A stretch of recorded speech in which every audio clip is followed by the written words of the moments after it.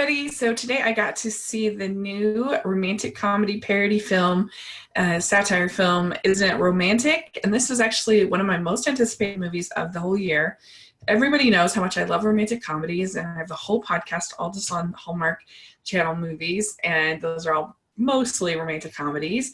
And this whole idea of this girl that's grumpy about romance waking up in a romantic comedy sounded so funny. I loved the trailers, very excited about it.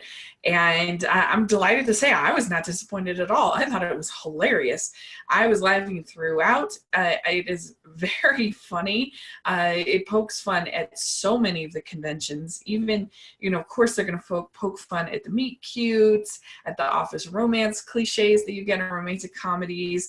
I think the one thing that worked so well is whenever they would use music in the way romantic comedies do, it almost always made me laugh, whether it was like them all bursting into song, whether it was just like the particular pieces of music you hear all the time in romantic comedies, and it would come on just at this one time, and it was just really funny. I thought Liam Hemsworth plays this billionaire who, of course, is very attractive, and they have some really funny things because it's PG-13 romantic comedy, and so there's a lot of jokes kind of made about that.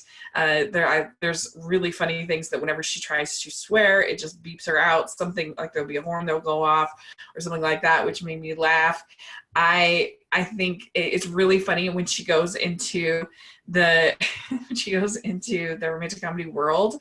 Her assistant, who is like one of her good friends, is all of a sudden her mortal enemy and is basically Emily Blunt in Devil Wears Prada, which was hilarious. I thought there are so many Easter eggs in this movie to romantic comedies. I think I was reading that there's more than 120 allusions to various romantic comedies, down to the different wardrobe selections. I go back to different things, all different kinds of signs, background things. This thing is rich as far as jokes. Like, it's not just the spoken jokes or the obvious jokes. There's tons of like little secret background jokes, all this different stuff that I was starting to notice. And I think I'll be able to watch it many times and be able to pick up many more things. And Adam Devine and Rebel Wilson, we know already have great chemistry because they were in the Pitch Perfect movies, and they had great chemistry in there. They're in this, and it's the total sort of cliche of the best friend, the BFF, who's getting friend zoned, who's obviously in love with her, but she has no idea. And they handle in the dream world. They handle it really well. It's really funny. There's even some good jokes about like the hunky doctors in the dream world. That was really funny. I was just cracking up from the minute I started watching it, and everybody in my audience was having a great time and laughing.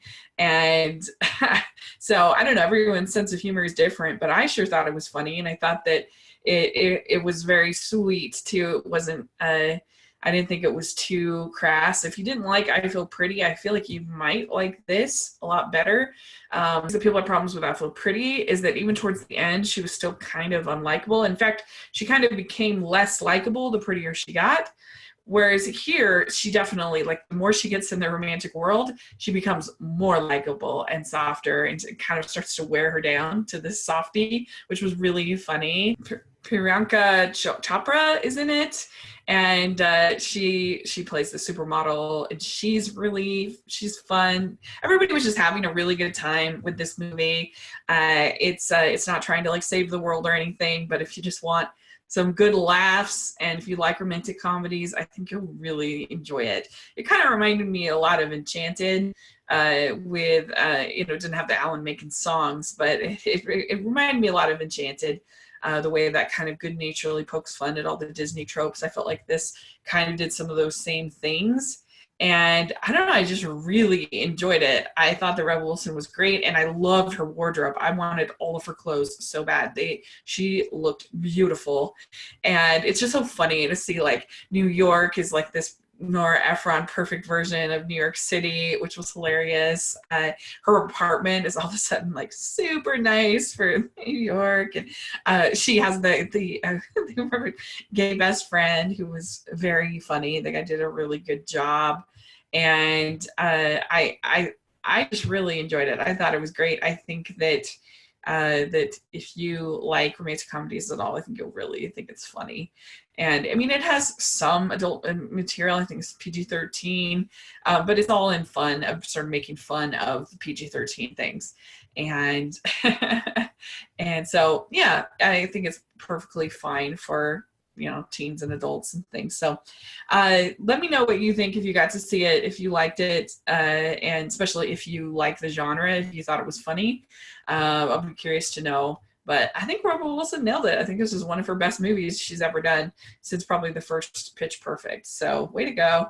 And so, yeah, there you go. That's my thoughts. And I will talk to y'all later. Bye.